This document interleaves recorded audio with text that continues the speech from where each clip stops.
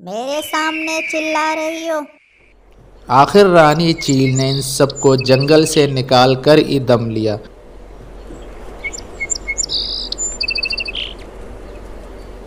ایک بہت خوبصورت جنگل میں ایک بڑے سے درخت پر رانی چیل رہتی تھی۔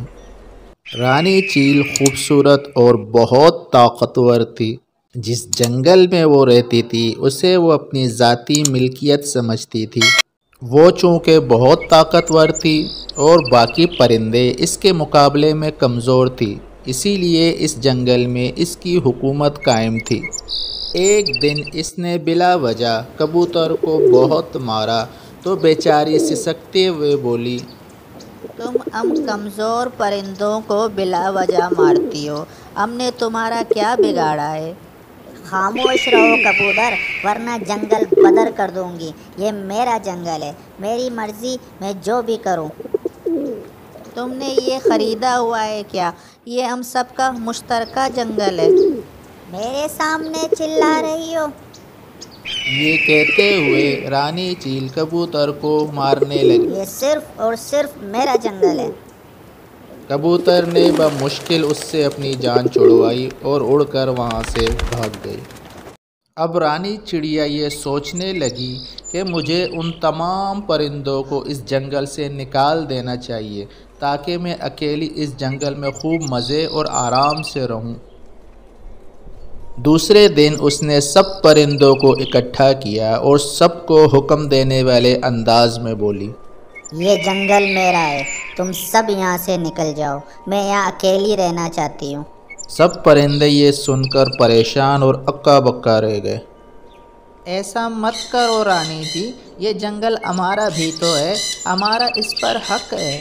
نہیں، یہ جنگل میرا ہے، تم سب پرندے یہاں سے چلتے بنو۔ سب پرندے رونے دھونے لگے اور رانی چیل کی منتیں کرنے لگے، لیکن رانی چیل کو ان پر تھوڑا سا بھی ترس نہیں آیا۔ تمہارے رونے دھونے کا مجھ پر کوئی اثر نہیں ہوگا، ادھر سے کہیں اور جا کر رہ لینا۔ آخر رانی چیل نے ان سب کو جنگل سے نکال کر ہی دم لیا۔ سارے پرندے منہ لٹکائے انجانی منزل کی جانب چل دی۔ رانی چیل ان سب کو نکال کر بہت خوش تھی۔ اب وہ مزے سے جنگل میں رہ رہی تھی۔ کچھ دن تو آرام سے گزرے، لیکن اس جنگل میں کچھ خالی پن اور گہری خاموشی کا احساس ہوا۔ وہ اکیلے رہ کر بور ہو جاتی، کسی سے باتیں نہ کر پاتی، کوئی ہوتا تو اس سے باتیں کرتی نا۔ خاموشی اسے کاٹ کھانے کو دوڑتی، وہ ہر وقت اداس رہنے لگی۔ کاش میں ان پرندوں کو یہاں سے نہ نکالتی، بیچاری نہ جانے کہاں ہوں گی۔ میں اکیلی رہ گئی، بس میرے ساتھ کوئی نہیں ہے، یہ سب میری غلطی کا نتیجہ ہے۔ کاش وہ سارے پرندے دوبارہ اس جنگل میں آ جائیں تو یہاں پہلے جیسی رونق لگ جائے۔